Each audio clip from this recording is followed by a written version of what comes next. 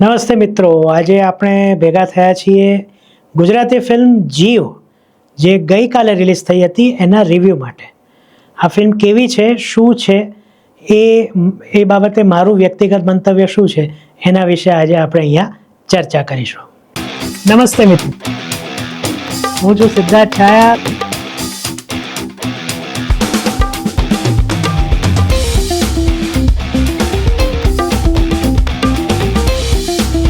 તો સ્વાગત છે તમારું સિટ ટોક્સમાં.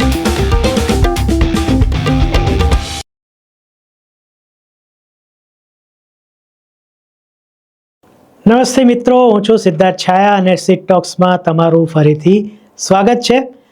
આજનો આ વિડીયો, આ રિવ્યૂ તમને ગમે તો મિત્રો સાથે શેર કરજો, લાઈક કરજો, કમેન્ટ કરવાનું ભૂલતા નહીં અને જો ચેનલ સબસ્ક્રાઈબ ન કરી હોય તો અત્યારે જ સબસ્ક્રાઈબ કરી દો.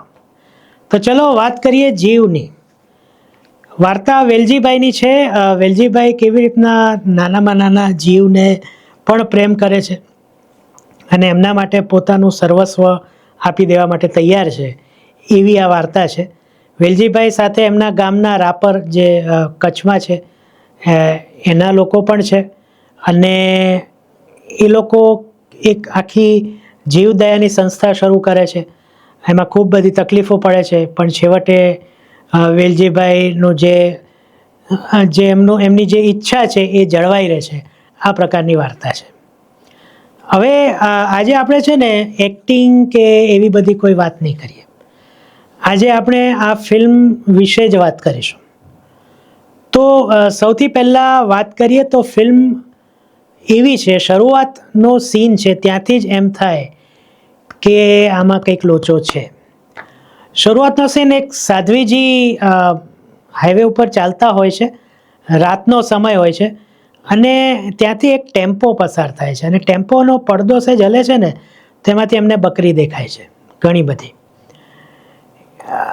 પછી આ વેલજીભાઈ છે એમને ઘરે જાય છે અને એમને કહે છે કે ભાઈ આવું કંઈક થયું છે.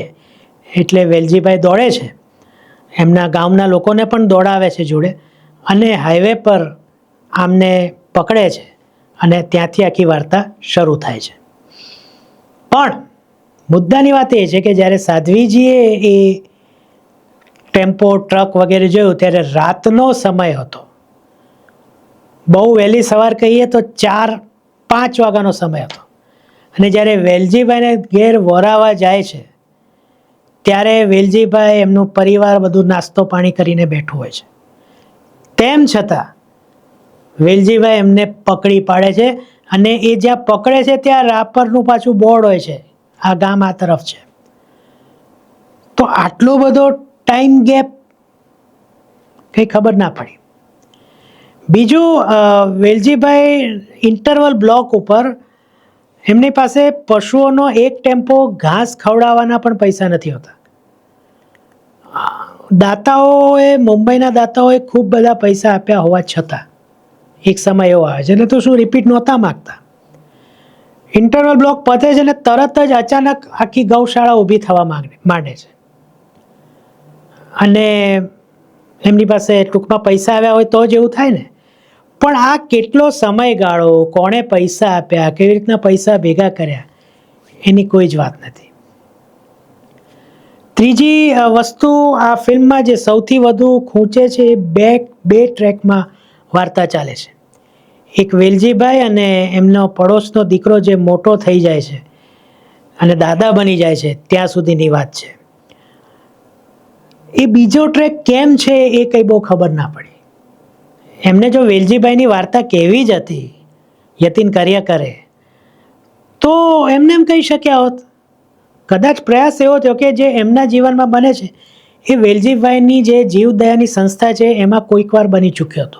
ફોર એક્ઝામ્પલ, એક અન્નપૂર્ણાનું ઉદાહરણ આપે છે પણ એમાં આપણને સમજાવવામાં નિષ્ફળ જાય છે.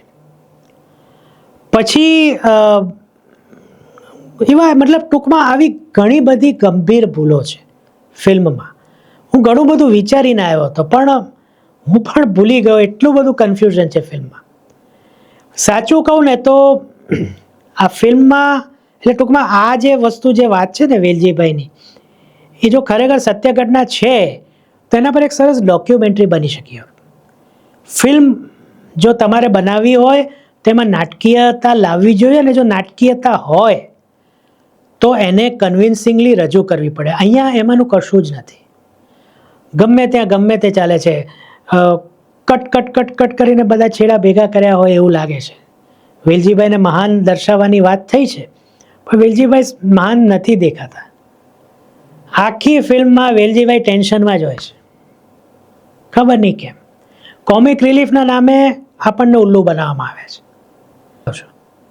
હેમાંગ શાહનો એક રોલ છે, એ શું કામ છે? ફક્ત એમને એવું કહેવડાવો કે હા હું મોટો થઈ ગયો. એ દ્રશ્ય પણ જ્યારે ધર્મેન્દ્ર ગોહિલ અને એ ભેગા થાય છે એક જગ્યાએ છેલ્લે, એમાં પણ કોઈ કનેક્શન નથી. ટૂંકમાં કહું તો જીવ જે ફિલ્મ છે એ આપણો જીવ લે છે. ફક્ત 2 કલાક અને 3 મિનિટની ફિલ્મ છે, પણ ક્યારે પતે એવું તમને શરૂઆતની 10 મિનિટથી જ લાગવા માંડે છે. અગેન આ ડોક્યુમેન્ટરી સરસ બની શકતી હતી. બીજું જે છેલ્લે ડાયરો આવે છે એ પણ 5-7 મિનિટ લાંબો છે, એટલે તમને ને કે હાશ હવે પત્યું ત્યાં ડાયરો શરૂ થાય છે. મારો નિયમ છે કે જ્યાં સુધી એન્ડ ક્રેડિટ્સ ના આવે ત્યાં સુધી ઊભો ન થવો, એટલે હું બેઠો રહ્યો. પણ આ ફિલ્મ કહીએ ને તો આ ફિલ્મ નથી મજા આવી, એટલે ગમી જ નહીં. મજા તો પછીની વાત છે, આ ફિલ્મ ગમી જ નથી. અને જે ભીતિ છે આપણને કે એક બહુ જ સરસ ફિલ્મ આવી ગયા પછી માંડ લોકોને એમ થયું કે ચલો ગુજરાતી ફિલ્મોમાં પણ સારું બને છે, ત્યારે આવી 2-4 ફિલ્મો આવી જાય છે. અને કલાકારો એટલે તમે ધર્મેન્દ્ર ગોહિલને, યતિન કરિયેકરને લાવશો કે પછી શ્રદ્ધા ડાંગરને લાવશો એટલે લોકો ફિલ્મ જોવા આવી જશે? કોઈ મતલબ નથી એનો. અને એમને લો છો તો એમને અનુરૂપ કંઈક એવી તગડી ભૂમિકા તો બાંધો. શ્રદ્ધા ડાંગરને નિરાશ થયા સિવાય, રડ્યા સિવાય બીજું શું કરવાનું આવ્યું છે આખી ફિલ્મમાં? ધર્મેન્દ્ર ગોહિલ જેના ઉપર પૂરતું સન્માન છે, એમને એકાદા એક્સપ્રેશન સિવાય શું મળ્યું છે? યતિન કરિયેકર મરાઠીના આટલા મોટા કલાકાર, સરસ ગુજરાતી બોલે છે, આપણા જેવું ફાંકડું, પણ એનો અર્થ શું? એમનું બી કેરેક્ટર એમને નાના દેખાડે છે, તો વેલજીભાઈ ગમે ત્યારે બિચારો ભણતો હોય તો કે જા તો પેલું ફંડ ફાળ ઉઘરાઈ આવ. એ ક્યારે એમનાથી છૂટો પડ્યો એ કંઈ ખબર ના પડી. એક જગ્યાએ એ નામ બોલે છે પંકજ કે ભરત, અત્યારે મને યાદ નથી, એમનો છોકરો વેલજીભાઈનો. ત્યારે ખબર કે ઓકે આટલા બધા વર્ષો નીકળી ગયા ને આ યંગ થઈ ગયો. કોઈ કન્વિક્શન જ નથી, કોઈ આપણને મેસેજ પહોંચાડવાની વાત જ નથી. છેક છેલ્લા દ્રશ્યમાં એક બહુ જ ખરાબ મેકઅપ કરીને વેલજીભાઈને વૃદ્ધ દેખાડ્યા છે. લીસે લાગે છે કે આ મેકઅપ કર્યો છે. અને છેલ્લે થોડા ધોળાવાળ, બાકી 1970થી શરૂ થયેલી વાર્તા 2001ના ધરતીકંપ સુધી પહોંચે છે ત્યારે તો વેલજીભાઈ એમનો એક વાળ સફેદ નથી થતો. અને અમુક દ્રશ્યોમાં તો લેટેસ્ટ ફ્રેમ, વાત જૂની છે પણ લેટેસ્ટ ફ્રેમના ચશ્મા પહેરીને વેલજીભાઈ ઊભા હોય છે એવું જોવા મળે છે. એટલે ઓલ એન્ડ ઓલ બહુ જ નિરાશાજનક ફિલ્મ છે જીવ. જેમ પ્રાણીઓમાં જીવ છે, તમે પ્રાણીઓમાં જીવ છે એનો સહારો બનો, એમને મદદ કરો, આવી વાત જો કહેવા માગો છો દર્શકોને, તો દર્શકોમાં પણ જીવ હોય છે. આ પણ માનીને ફિલ્મ બનાવો. જ્યાં ફીચર ફિલ્મ મૂવી બનાવવાની જરૂર છે ત્યાં ન બનાવો. તમે તમારું ઇન્ટેન્શન હશે કે વેલજીભાઈની વાત બધે પહોંચે, પણ આ રીતના પહોંચશે તો લોકોને કોઈ ફેર નહીં પડે, એમનામાં કોઈ દયા ભાવના કરુણા નહીં આવે. બેટર રસ્તો અગેન હું કહીશ એ હતો કે આની કોઈ તમે ડોક્યુમેન્ટરી બનાવો. ઠીક છે, હવે એ થઈ શક્યું નથી, તો જોઈએ શું થાય છે આગળ. હવે ફિલ્મ કેવી ચાલે છે કેવી નહીં એ તો સોમવાર મંગળવારે ખબર પડી જશે. તમને આ રિવ્યૂ કેવો લાગ્યો એ કમેન્ટમાં જરૂર કહેજો. અને મેં કીધું એ પ્રમાણે જો વાત આગળ સુધી પહોંચાડવી હોય તો શેર કરજો. હજી સુધી ચેનલ સબસ્ક્રાઈબ ન કરી હોય તો સબસ્ક્રાઈબ કરજો. ફરીથી મળીશું સીટ ટોક્સમાં બહુ જલ્દીથી. ત્યાં સુધી સિદ્ધાર્થ છે અને આજ્ઞા આપો, અને તમને બધાને મારા તરફથી કાયમની જેમ આવજો.